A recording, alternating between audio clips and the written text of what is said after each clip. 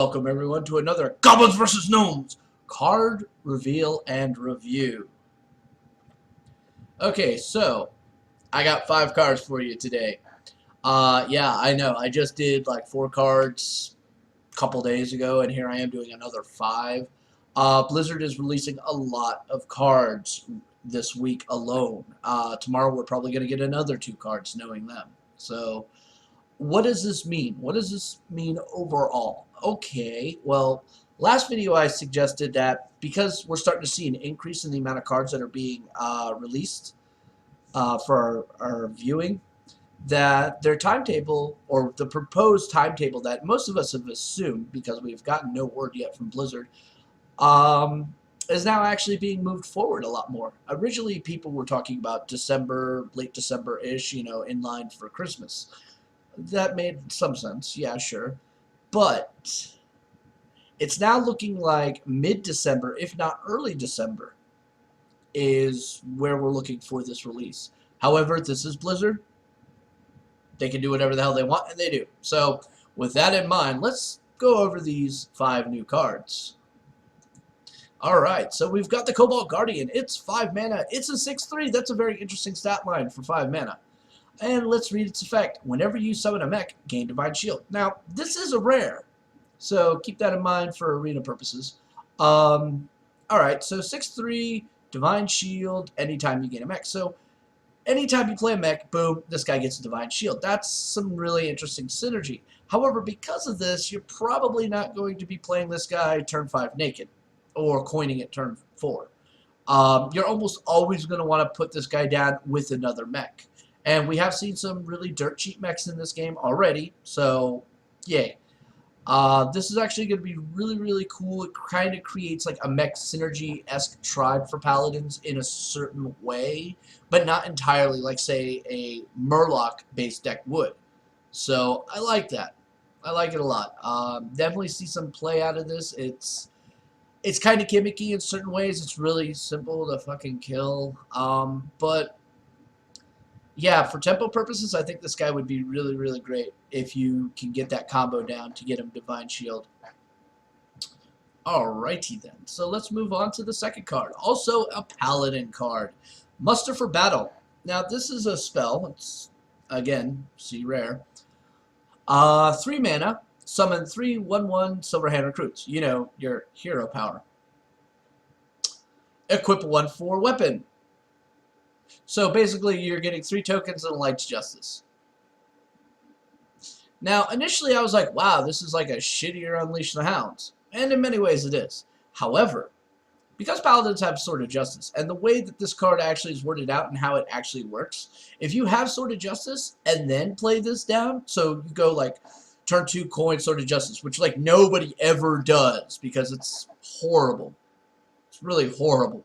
But now, you can play this down, you're getting 3 2/2s, and then you're also getting a weapon to replace the one you just lost, or exhausted, depending on how you look at it. So, yeah, this is actually kind of cool.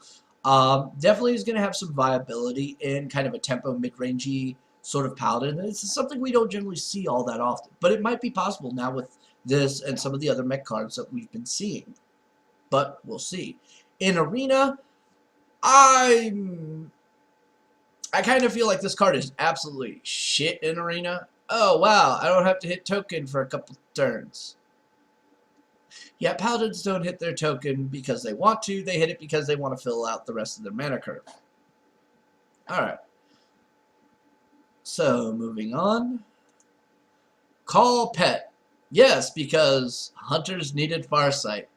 No, seriously, that's what this is. This is a much better Farsight.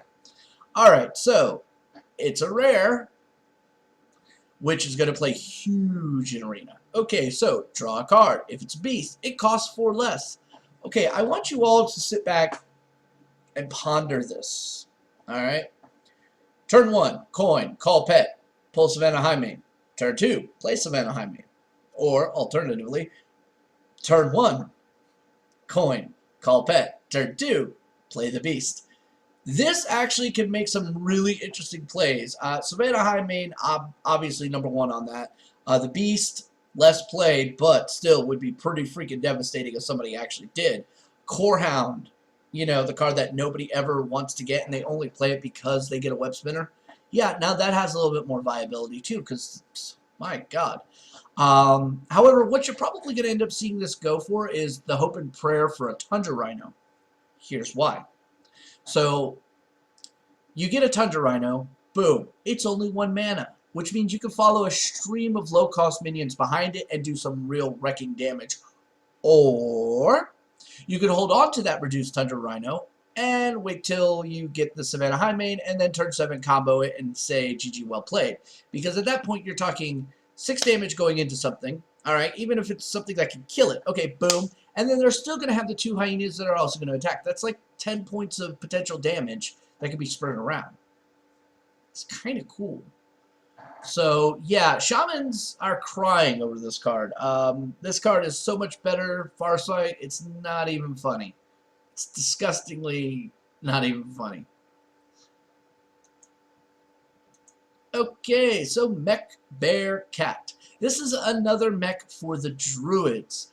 I'm not sure how I feel about this lore-wise. I mean, it's...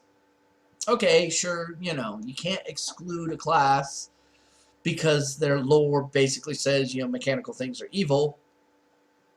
But I guess they kind of make up for it by making it, you know, animalistic, I guess, maybe. Alright, so let's read the card. It's 6 mana for a 7/6. So it's literally an Emerald Drake, but, you know, what you would actually have to pay for it if it was a class card, not a dream card. Okay, so 7/6. Stat-wise, that's not bad until you consider Big Game Hunter exists. Alright, so now let's read the effect. Whenever this minion takes damage, add a spare part card to your hand. Okay. Spare card cards are kind of interesting. I do like them. I think that's kind of valid, but I don't know if this guy's really going to see that much play, per se. You know, it's like... I do think that the body is actually kind of nice. It actually protects a few other things.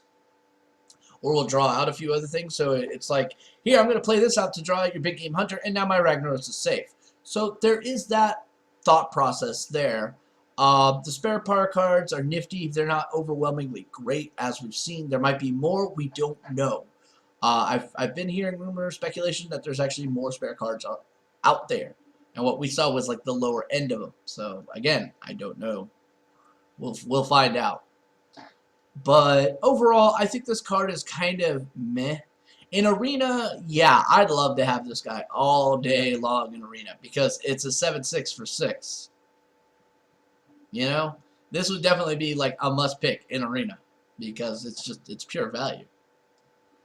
But in Constructed, not so sure. But we'll see. We'll see. Alrighty then. So we're gonna get to our last card here. Toshley. I like this guy. Alright, 6 mana. Already competing with Savannah Highmane, or I mean Sylvanas Windrunner, competing with a bunch of other 6-drops Cairn. Alright, so 5, which means it's on par, attack-wise, with Sylvanas, and a little bit better than Cairn.